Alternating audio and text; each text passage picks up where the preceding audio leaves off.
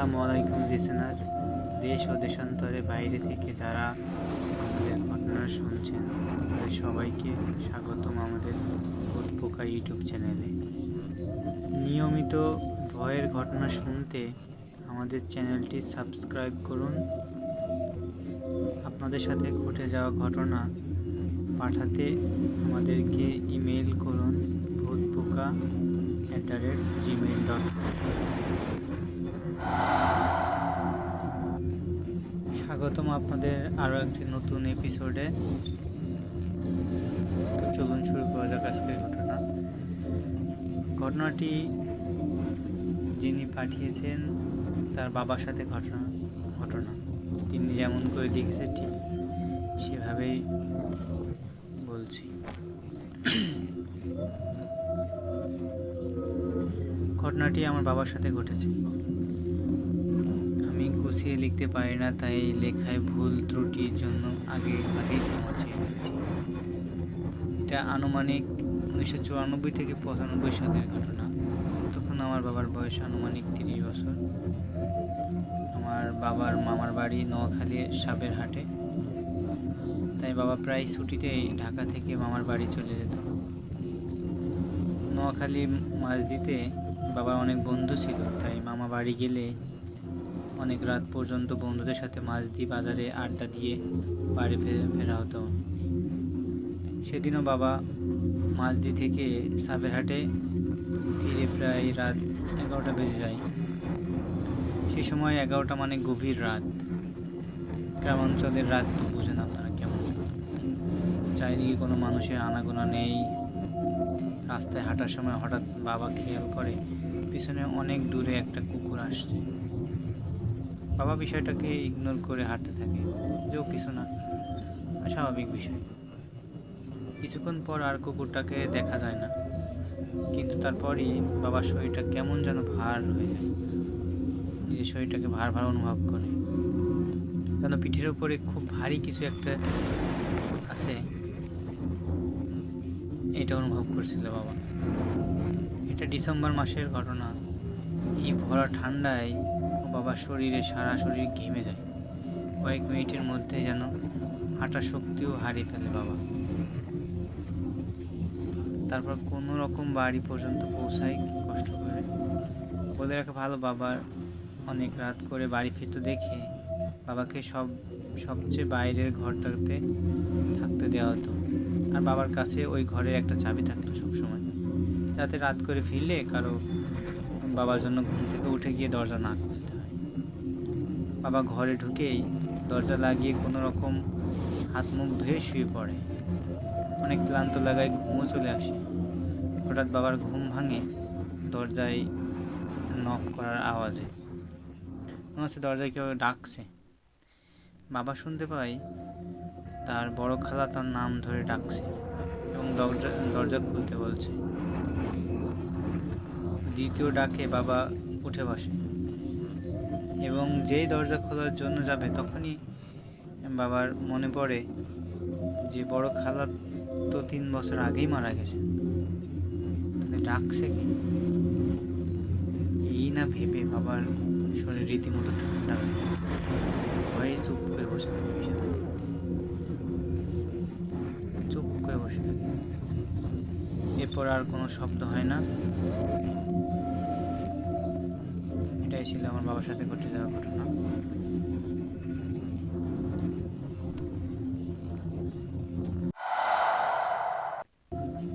স্বাগতম লিসেনার আরও একটি নতুন ঘটনায়।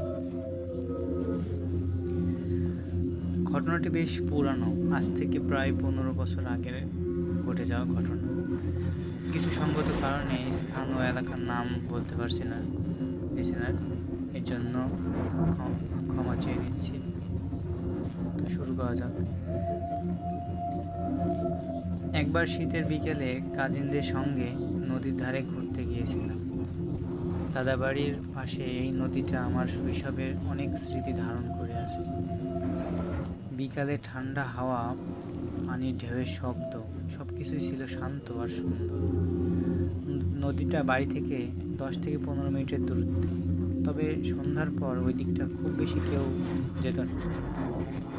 আমরা 6 জন ছিলাম, আমি, ফারিয়া আপু, রাফি ভাই, মেহেদি, তিশা আর শিহাব। ঘন্টাখানেক আড্ডা আর ঘোরাঘুরি পর দেখি সূর্য ডোবার সময় হয়ে এসেছে। গ্রাম এলাকা হওয়ায় অন্ধকার একটু আগে ভাগে নেমে আসে, আর শীতের কারণে চারপাশ আরও নিস্তব্ধ হয়ে গিয়েছিল। তাই বাড়ির পথে রওনা দিলাম সবাই।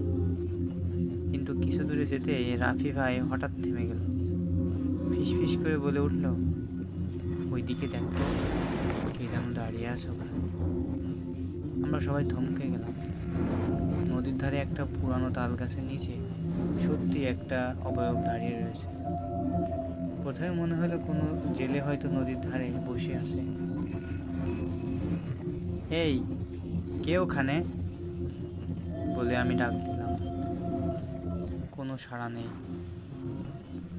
তিশা কাঁপা কাঁপা গলায় বলল, ও, ওর ছায়া নেই। আমরা সবাই আতঙ্কে স্থির হয়ে গেলাম। সূর্যের শেষ আলো স্পষ্ট দেখলাম পানির কিনারায় দাঁড়িয়ে থাকা সেই অবয়বের কোনো ছায়া নেই। সত্যি শরীরে রক্ত যেন জমে গেল মুহূর্তের ভিতরে। রাফি ভাই সাহস করে এক পা এগোতে অবয়বটা হঠাৎ করে নদীর দিকে ঝুঁকে পড়ে পানিতে তলিয়ে গেল। কিন্তু অদ্ভুত ব্যাপার হলো, পানিতে কোনো ঢেউ উঠল না, যেন কিছুই পড়েনি। যেমনটা হয় না, এই পানিতে কোনো কিছু পড়লে দেখেন যে পানি চারিদিকে ছড়িয়ে যায়, ঠিক এটার ক্ষেত্রে উল্টো, কোনো কিছুই হয়নি, মনে যেন পানির ভিতরে তলিয়ে গেল, কোনো পানির ঢেউই হয়নি। আমরা সবাই শ্বাস আটকে তাকিয়ে রইলাম। হঠাৎ নদীর স্তব্ধ পানির নিচ থেকে একটা ভয়ানক গম্ভীর হাসি শব্দ শুনতে পাই। সাথে সাথে আমরা সবাই উল্টো দিকে দৌড়ে বাড়ির দিকে ছুটলাম। দাদি দরজার সামনে দাঁড়িয়ে ছিল। আমাদের মুখে সব কথা শুনে তিনি শুধু একটু হাসলেন, যেন কিছুই হয়নি, বললেন, তোমাদের মনের ভুল। কিন্তু আমার প্রশ্ন একটাই, আমাদের 6 জনেরই কি একসঙ্গে একই ভুল হতে পারে? সে রাতের পর থেকে আমি আর কখনো নদীর ধারে যাইনি, কিন্তু মাঝে মধ্যে গভীর রাতে ঘুম ভেঙে গেলে মনে হয় জানালার ওপাশ থেকে কেউ একজন ভয়ানকভাবে হাসছে, এই শব্দ অনুভব করি। তো এই ছিল ঘটনা। ঘটনাটি কেমন লেগেছে জানাবেন অবশ্যই। স্বাগতম আপনাদের আরও একটি নতুন ঘটনায়। তো চলুন শুরু করা যাক ঘটনাটি। সঙ্গত কারণে নাম ঠিকানা বলতে পারছি না, এর জন্য ক্ষমা সুন্দর দৃষ্টিতে দেখবেন। ঘটনাটি ঘটে গত বছর রাত করে বাসা থেকে বের হই। কই থাকবো বুঝতে পারছিলাম না। এরপর বিকাশ থেকে 1000 ক্যাশ করে নদ্দা বাস স্ট্যান্ড থেকে সিলেটগামী রাত 10টা শ্যামলী পরিবহনে উঠে পড়ি। একদিকে পেটের ক্ষুধা প্লাস বাসা থেকে বারবার ফোন দিলেও ফোন রিসিভ না করে মন খারাপ হয়ে গেছিল। প্রায় 1000 খানেক টাকা দিয়ে টিকিট কেটে বাসে উঠে পড়ায় আর নামতে ইচ্ছা করেনি। মনে হলো বাসে যেহেতু উঠেই পড়েছি, ঘুরে আসি সিলেট। যাই হোক, আমি ফোন থেকে SMS দিই আম্মুকে যে আমি সিলেট যাচ্ছি, 2 দিন থাকবো, এবং বারবার ফোন দিতে নিষেধ করি। তারপর হোয়াটসঅ্যাপে বাসের টিকিটের সাথে একটা সেলফি তুলে পাঠিয়ে দিই, যেন বুঝে মিথ্যা বলছেন এবং এসব ব্যাপারে দুশ্চিন্তা না করে। আমি একদম জানলার সাথে এবং একদম সামনে চালকের পিছনে সিট পাই এবং ওখানেই বসি। বাস একটা ব্রিজের উপর দিয়ে যাচ্ছিল, দুই পাশেই নদী। অলমোস্ট ঢাকা থেকে বের হচ্ছিলাম প্রায়। ব্রিজ ক্রস করার পর অনেকক্ষণ বাস জাস্ট সোজা একদিকে চলছিল, মানে আশেপাশে কোনো রাস্তা যায়নি, স্ট্রেট সোজা চলছিল। ওই ব্রিজের উপর থেকে একটা মুরগি গাড়ি দেখতে পাই। জানলা খোলা থাকায় মুরগির গাড়ির বিশ্রী দুর্গন্ধে শরীর গুলিয়ে ওঠে।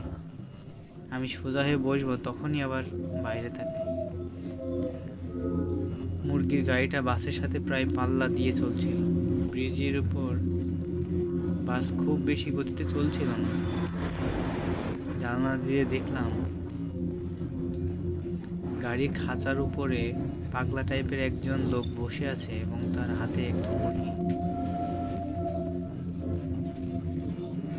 জ্যান্ত নাকি মৃত বুঝবার উপায় নাই অন্ধকারে, কিন্তু ওই পাগল টাইপ দেখতে লোকটা দুই হাতে চেপে ধরে মুরগির পশম মুখ দিয়ে টেনে টেনে তুলছিল।